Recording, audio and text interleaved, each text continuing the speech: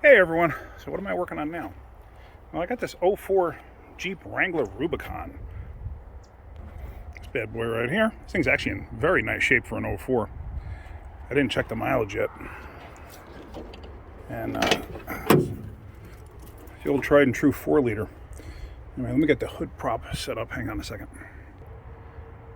Now, the customer drove it in, and he said the belts are squealing.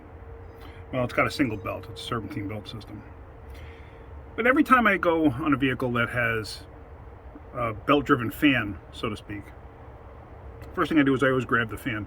It's just a habit I've gotten into, from when I was a kid, working on cars that were, from the 60s and 70s.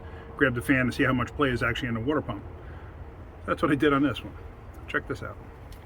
All right, so we'll tried and true 4-liter. Like I said, excellent motor. Very durable, very dependable. So first thing I noticed was, if you look, the idler, it's got some stuff caught on it, and I can actually catch my nail on it. But I figured, let me go to the water pump. And you know what? I really don't have a lot of room in that. I started turning this. You see what I'm seeing? You see that? That's the water pump. Look at the belt. The tensioner is seized, but it's seized all the way outward, so there is no tension on that belt. If you look, the belt is actually rubbing on the body of the tensioner. So, what do you do now? Well, we're going to replace the belt, the tensioner, and the idler pulley. So, I have them on their way. So let me pull this thing down close to the shop, and we're going to change all this. Now, hopefully this thing didn't have an overheating concern or anything else. They didn't say that.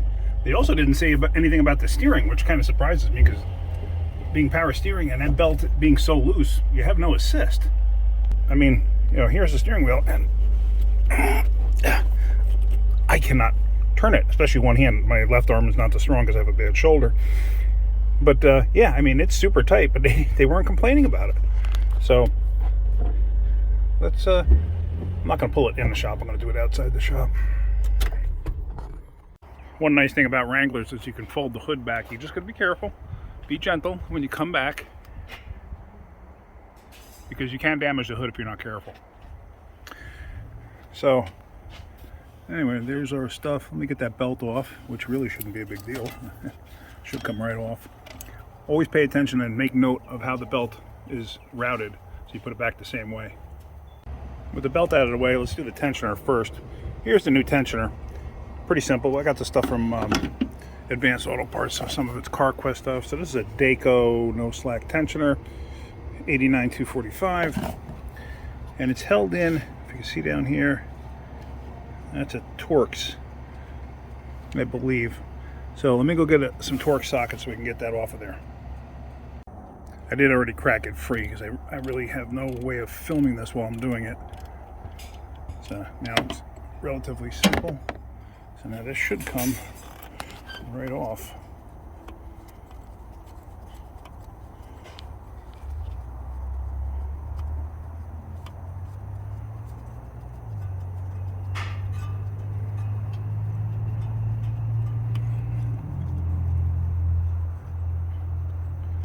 Now, it took a little bit to actually break that thing free.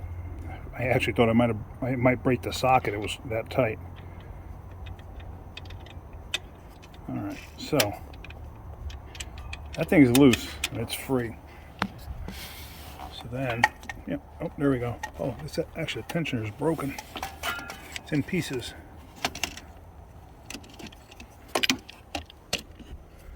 Look at that. The aluminum just rotted away and deteriorated, and it broke. Okay, not a big deal.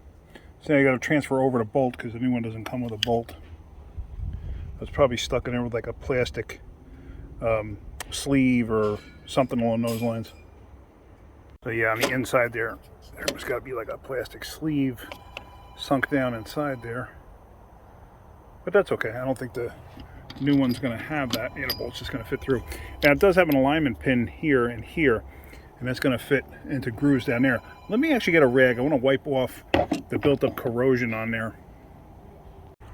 The other thing you want to note before you put it on, the actual drive, the which you use to make the adjustment. Basically, you're going to put a tool in there to bend it, to twist it one way or the other, and this happens to be a 1/2 inch drive. Now also, if you notice, these are different sizes. So if you look down there, those are different sizes. So you can only put it on one way. So let's get this down there.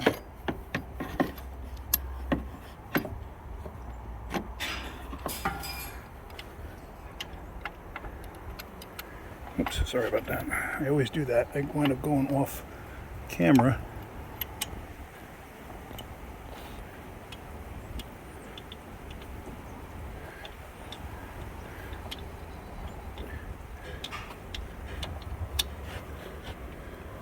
Alright, so you get the idea. I'm going to thread that in and I'm going to tighten it up. Now with the tensioner tight, I go on to replace the idler pulley. I'm going to get tools for that. And if you look close to it, the water pump here, the alternator, if you look in the grooves here, see it's got a buildup of stuff. I'm going to take a screwdriver and scrape that out, because otherwise what happens is the belt will just pack that stuff in place, and I don't want to do that. That shortens the life of the belt. Now the idler just happens to be like a 15mm bolt. I already cracked it free. And it's going to come off like this. It comes off with that whole extension piece there that you can see behind it.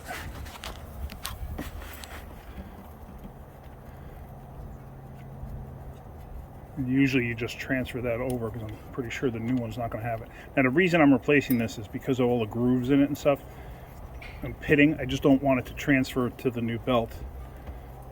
Plus, with the belt slapping around like that right there, I'm just afraid of it possibly doing damage to the bearing in it. So just better safe than sorry type of situation. All right, let me get this off of here. Like I said, okay, it's actually got, see that? It's just like a retaining clip. You got to unscrew it out of there. Basically, you got to hold the bolt and then spin this off the bolt, or hold this and then spin the bolt out. And there, that's what I'm talking about. Just hold it and you're spinning it, and see how it's walking its way up and out. And you just transfer it to the new one. And as you see, it's got a ledge to center the bearing onto it. So there, that really wasn't difficult. So now we're going to take this and we're going to put it down and install it. This is actually one of the simpler motors to work on. These 4 liters are very good motors. They're really torquey. They have decent power. They're not bad. Get terrible gas mileage from what I remember. I haven't owned one in many years, so I don't recall. My son's got that Jeep that I bought, well, that I found. He bought it, but I found it for him. Oops, would help if I used the right size.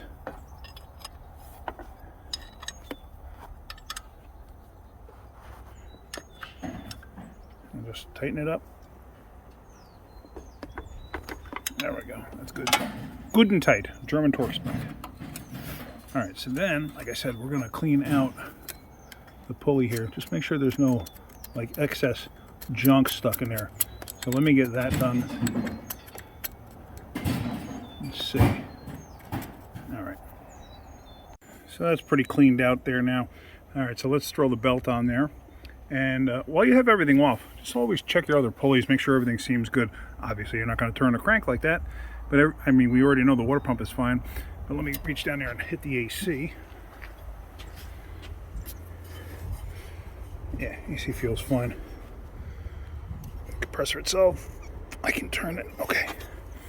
So let's get the belt on. You can actually see the debris that came out of that pulley just sitting on top of the tensioner. And there I got the belt laid in place. I didn't go around the idler just yet, but I have it all, you know, over all the other pulleys in the right position. So now this has to go down and go under that. It's just easier to do it this way. I can't film it. I have no way of filming it right at the moment. But yeah, so what I'm going to do is I'm going to move the tensioner like this, and then I can tuck the belt underneath, but I need 2 hands to do that, so I can't film at the same time. And there it is, all in place. So now, let's start it up and just make sure everything's good. Always double check and make sure that the belt is in all the pulleys correctly in the grooves before you start it up. And make sure it stays in the grooves, that you couldn't, you know, because it's possible you could be partially off on one and then it skips over and you wind up ruining the belt after a while. So let's start it up and make sure everything's good. This is a stick shift too.